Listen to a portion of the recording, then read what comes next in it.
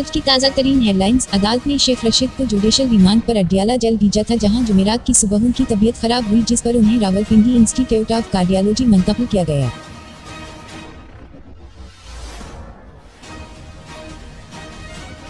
Israeli फौज ने खान यूनिस में अक़वाम मुत्तहिदा की अमदादी एजेंसी के मरकज़ पर बम बरसा दिए। अमदादी एजेंसी के मरकज़ पर गिरने वाले बमों में 9 फ़िलिस्तीनी शहीद हो गए और कई जख्मी हैं।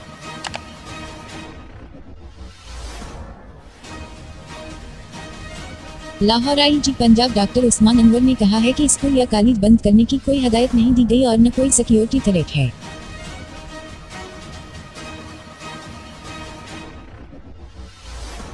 इस्लामाबाद इलेक्शन कमीशन ने आम इंतखाबात के लिए 75% काम मुकम्मल कर लिया है और पोलिंग स्कीम के मुताबिक इलेक्शन के लिए मुल्क भर में 92,353 पोलिंग स्टेशन कायम होंगे।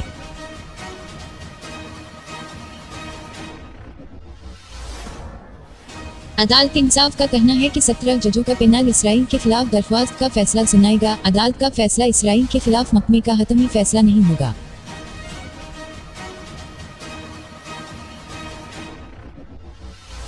Cipher case. इमरान खान साहब हुकूमत को मशवरा दिया था अमरीका से रिवाबत रखें और अवामी तल्फी से गलेज करें। साबिक सेक्रेटरी खारजा।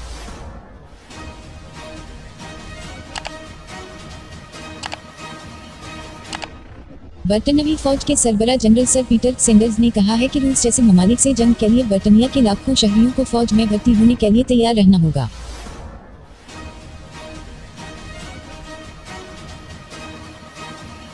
इलेक्शन कमीशन ने डॉक्टर फहमीदा मिर्जा को ग्रैंड डेमोक्रेटिक अलायंस (GDA) का इंतखाबी निशान सत्ताड़ा देने से माजरत करनी है।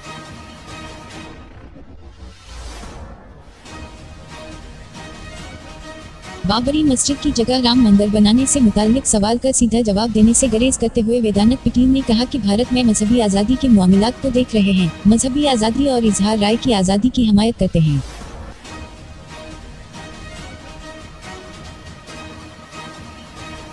पाकिस्तान तहरीक इंसाफ (PTI) के रहनुमा शोएब शाहीन ने कहा है कि बिलावल भुट्टो आज़ाद उम्मीदवारों को बिकाऊ माल कर रहे हैं और मुर्रा कुश्ती की कोशिश कर रहे हैं।